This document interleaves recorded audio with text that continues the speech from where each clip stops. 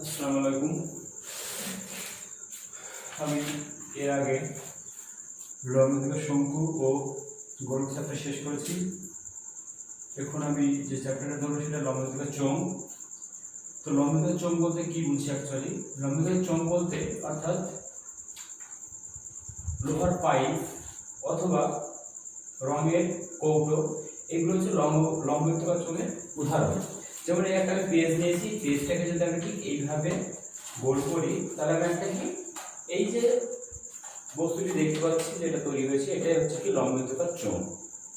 অর্থাৎ যেটা অ্যাকচুয়ালি হবে লম্বিতকার চোঙ দেখতে এটার মতো, ঠিক আছে? এটা হচ্ছে লম্বিতকার চোঙ। লম্বিতকার চোঙের এই তলটাকে বলা হয় এই যে পার্শ্বতল বা বক্ষতল, এই তলটাকে বলা হয় পার্শ্বতল বা বক্ষতল। আর যে উপরের তল এটাকে সমতল বলা হয়, একটা সমতল। অর্থাৎ একটি লম্বিতকার চোঙের তিনটে তল থাকে, একটা সমতল, দুটো সমতল আর একটা বক্রতল। এটা যদি লম্বিতকার চোঙ হয়, লম্বিতকার চোঙ হলো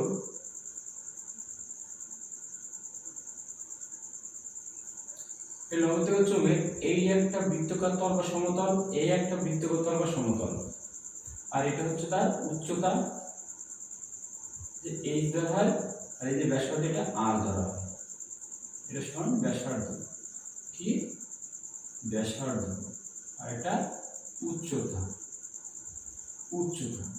অর্থাৎ একটি লম্বিতকার চোঙের তিনটে তল থাকে, একটা সমতল, এই দুটো সাইডে দুটো সমতল, উপরের তলটা অর্থাৎ যেমন এটা একটা উদাহরণ, এই একটা সমতল, এই একটা সমতল, আর এই পাশের এইটা পার্শ্বতল বা বক্ষতল বলা হয়। এবং এই পার্শ্বতল প্লাস এই প্লাস সমতল, এই সমতল টোটালটাকে বলা হয় একসঙ্গে সমগ্র তল। অর্থাৎ লম্বিত চোঙের সমগ্র তল। অর্থাৎ চোঙ বলতে আমি লম্বিতকার চোঙ বুঝবো এখান থেকে। তো লম্বিতকার চোঙ এটা হচ্ছে নিরেট লম্বিতকার চোঙ, যার দুটো তল আছে এবং বক্রপৃষ্ঠ আছে। ঠিক একই রকম ভাবে একটা ফাঁপা, এটা হচ্ছে লম্বিতকার চোঙ যার দুটো তল নেই, দুটো তলে শুধু বক্রপৃষ্ঠ আছে। ঠিক অন্যভাবে একটা উদাহরণ দেবো, পেন স্ট্যান্ড, যার একটি তল আছে অপর তলটি নেই, অর্থাৎ একটি সমতল আর একটা বক্রতল, অর্থাৎ পেন স্ট্যান্ড যেমন। ঠিক অনুরূপভাবে আমি একটা উদাহরণ দিতে পারি, একটা চোঙটা যদি ছোট দেখতে কিন্তু এটা যদি লম্বা হতো তাহলে কি হতো, একটা বাইরের ব্যাসার্ধ একটা ভিতরের ব্যাসার্ধ পাবো, অর্থাৎ একটা অন্তঃব্যাসার্ধ একটা বহিঃ ব্যাসার্ধ পাবো। তো এরকম আমি বিভিন্ন রকম চোঙ পাবো। এই চোঙগুলোর সূত্রগুলো সম্পর্কে আমার ধারণা নিতে হবে। তো প্রথম হচ্ছে 1 নম্বর সূত্র কি, সূত্রগুলো অবশ্যই মুখস্থ রাখবে। লম্বিতকার চোঙের কোন তির্যক উচ্চতা অর্থাৎ এল থাকে না, শুধু এইচ আর আর, অর্থাৎ আর বলতে ব্যাসার্ধ এবং এইচ বলতে উচ্চতা, এই তিনটে এই দুটোই বুঝি, ঠিক আছে? তো ফার্স্ট প্রশ্ন হচ্ছে লম্বিতকার চোঙের পার্শ্বতলের ক্ষেত্রফল। অর্থাৎ আমি এখানে শুধু চোঙ কথাটা উল্লেখ করব, একবার লিখে দিই, লম্ব বৃত্তাকার চোঙের পার্শ্বতল অথবা বক্রতল, পার্শ্বতলের ক্ষেত্রফল সমান 2 পাই আর এইচ বর্গ একক, এত বর্গ একক। 2 নম্বর, তাহলে এই বক্রপৃষ্ঠের ক্ষেত্রফল অর্থাৎ এই লম্বিতকার চোঙের আমি ট্রাইসেক্টরের ক্ষেত্রফল হবে 2 পাই আর এইচ। এবার লম্বিতকার চোঙের সমগ্র তলের ক্ষেত্রফল, লম্বিতকার চোঙের বা চোঙের সমগ্র তলের ক্ষেত্রফল, সমগ্র তল বলতে কোনটা বলছি আমি, বক্রপৃষ্ঠের তল প্লাস সমতল, বক্রপৃষ্ঠ আর দুটো তল থাকলে সমতল, অর্থাৎ বক্রপৃষ্ঠের ক্ষেত্রফল 2 পাই আর এইচ প্লাস একটা বৃত্তে একটা বৃত্ত, একটা বৃত্তের ক্ষেত্রফল পাই আর স্কয়ার, আর একটা বৃত্তের ক্ষেত্রফল পাই স্কয়ার, অর্থাৎ 2 পাই আর স্কয়ার, এত বর্গ একক, এত বর্গ একক। অর্থাৎ এখান থেকে আমি কমন নেব 2 পাই আর কমন নিলে পড়ে থাকবে এইচ প্লাস আর, এত একক।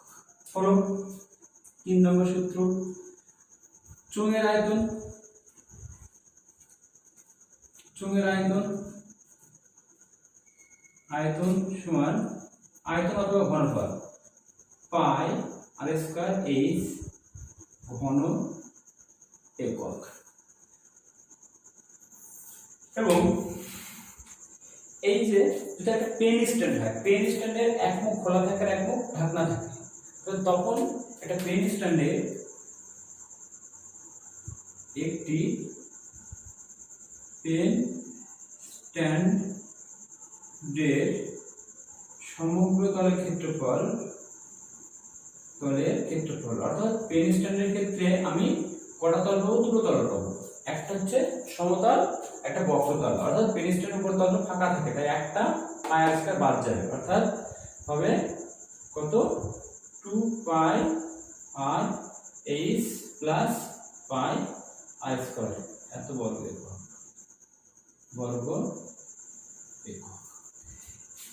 এবার আমি পেন স্ট্যান্ডের ক্ষেত্রে পেলাম।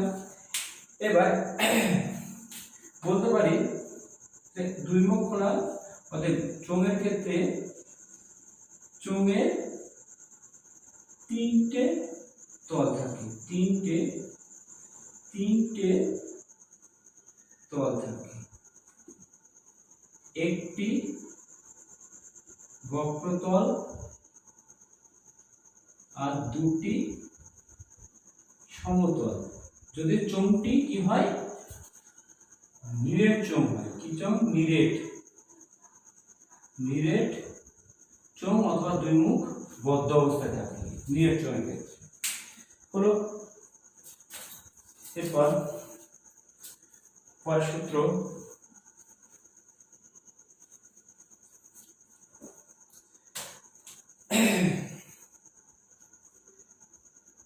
পেন স্ট্যান্ডের কয়টি কি কি? পেন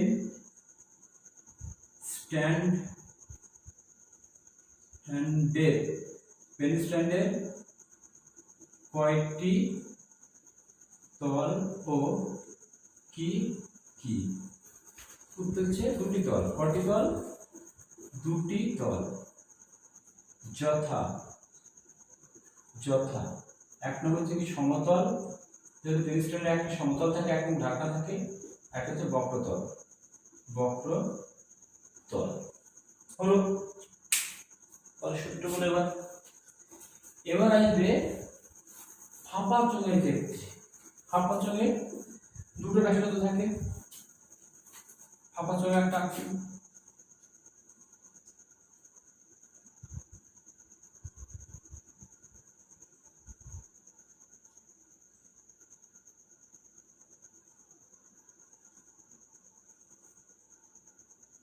ফাঁপা চোঙ। এখান থেকে একটা ব্যাসার্ধ পাবো আর ভিতরে একটা ব্যাসার্ধ পাবো, এখান থেকে একটা ব্যাসার্ধ, অর্থাৎ এই উচ্চতাটা এইচ আর একটা হচ্ছে R1 সমান অন্তঃব্যাসার্ধ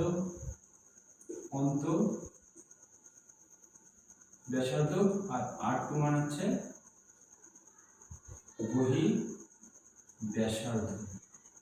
বহিঃব্যাসার্ধ। অতএব অবশ্যই R2 গ্রেটার দেন আর বহিঃব্যাসার্ধ বড় হবে। তখন কি হবে? তো এই ক্ষেত্রে ফাঁপা চোঙের ক্ষেত্রে অর্থাৎ তার বেদ আছে, একটা অন্তঃব্যাসার্ধ একটা বহিঃব্যাসার্ধ আছে, তখন তার বক্রপৃষ্ঠের দুই পাশে বক্রপৃষ্ঠ, যেমন ফাঁপা চোঙ এই পাশে একটা বক্রপৃষ্ঠ আর ভিতরের দিকে একটা বক্রপৃষ্ঠ, সেই টোটাল বক্রপৃষ্ঠের ক্ষেত্রফলের সূত্র কি হবে? তো টোটাল বক্রপৃষ্ঠের ক্ষেত্রফলের সূত্র হবে কি?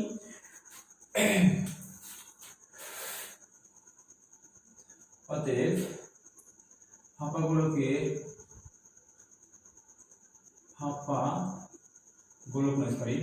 চোঙের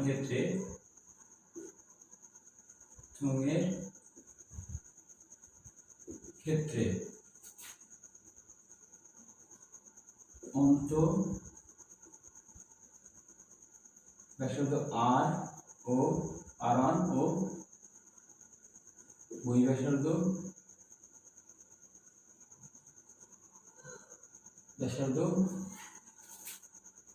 R2 একক ও উচ্চতা h হলে 1 নম্বর সূত্র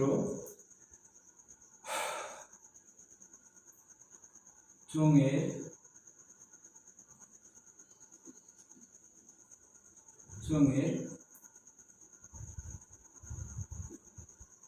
ভিতর ও বাইরের বক্রতলে ক্ষেত্রফল মানে হচ্ছে ওই যে বোঝালাম ফাঁপা চোঙের ক্ষেত্রে এই যে বাইরের একটা বক্রতল আর ভিতরে একটা বক্রতল তার ক্ষেত্রফল কি হবে 2 পাই r1 plus r2 into h এত বর্গ একক। 2 নম্বর ফাঁপা চোঙের আয়তন ফাঁপা চোঙের আয়তন ইকুয়াল টু পাই r1 তার স্কয়ার মাইনাস এখানে r2 বড় তাই r2 তার স্কয়ার মাইনাস r1 তার স্কয়ার ইনটু h এত ঘন একক। 3 নম্বর ফাঁপা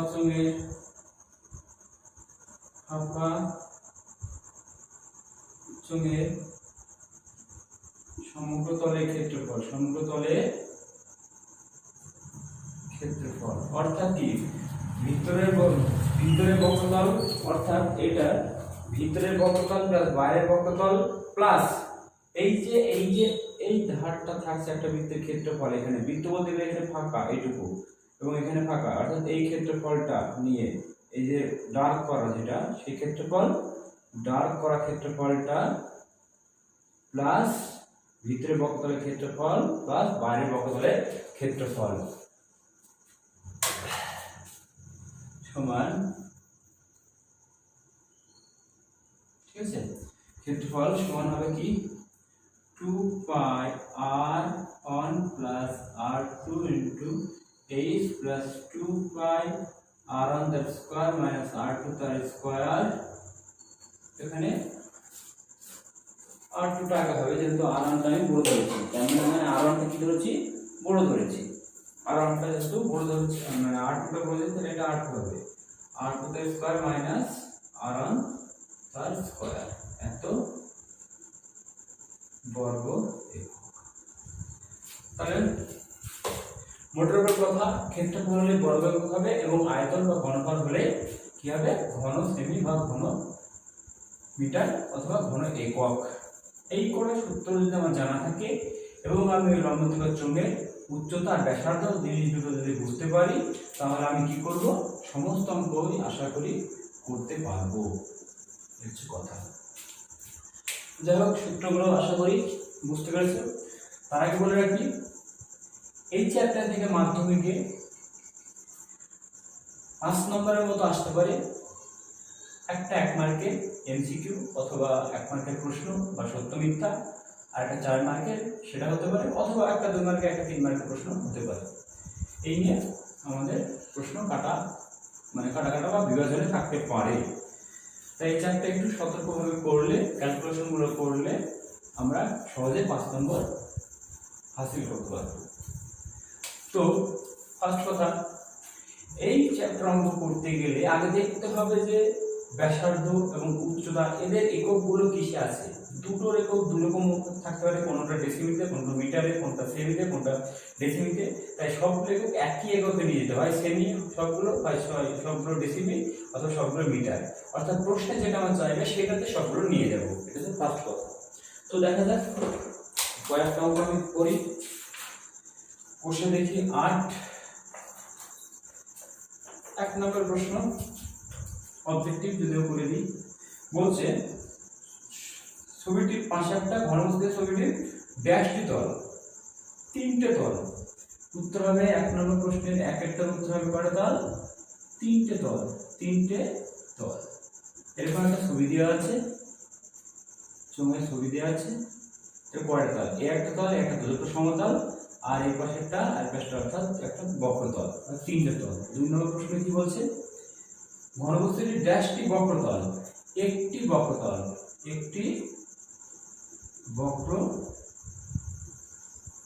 একটি বক্রতল কি একটি বক্রতল ও দুটি কি সমতল, একটি বক্রতল আর দুটি সমতল। 3 নম্বর প্রশ্ন, 2 নম্বর প্রশ্ন দরকার নেই, কয়েকটা ঘনবস্তুর উদাহরণ দিতে পারি। আমি লোহার পাইপ বলতে পারি বা যে কোনো কিছু বলতে পারি। 2 নম্বর প্রশ্ন বা 3 নম্বর প্রশ্ন দেখো কি বলে।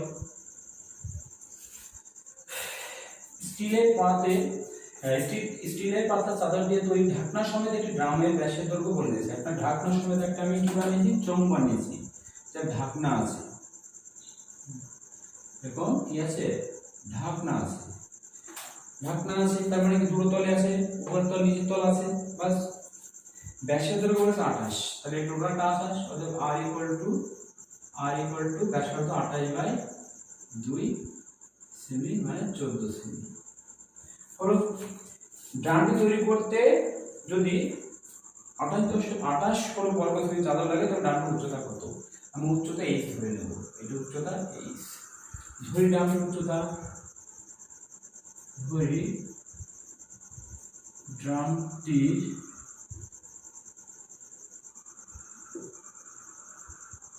উচ্চতা h একক।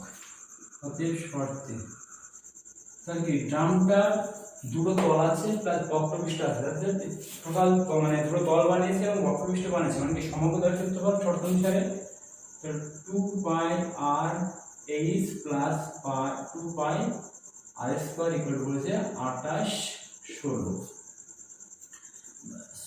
আমি 2 পাই r কমন নেব, h plus r equal to 28 16। আমি কার মান জানি, r মান জানি, h তো 2 পাই r এর মান হচ্ছে 14 into h plus 14 equal to 28 16 by 2 into 7/22। বাস একে 11 দিয়ে কাটি না, 14 নিয়ে যাও দিকে আগে। h প্লাস 14 ইকুয়াল টু 28 16 গুণ 7 বাই 2 গুণ 22 গুণ 14, 7 দিয়ে কাটলে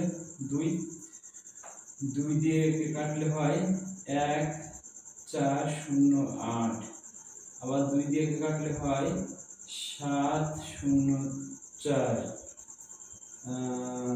11 দিয়ে কাটলে 2, 11 দিয়ে কাটলে 6 এবং 66, 4 4 এবং 44, আবার 2 দিয়ে কাটলে হয় 32, কত হয় 32, সমান কত হয় কেটে 32, কত 64 কাটলে হবে 32, অর্থাৎ বা h প্লাস 14 ইকুয়াল টু 32 বা h ইকুয়াল টু 32 মাইনাস 14। উপর মুছবো আমি,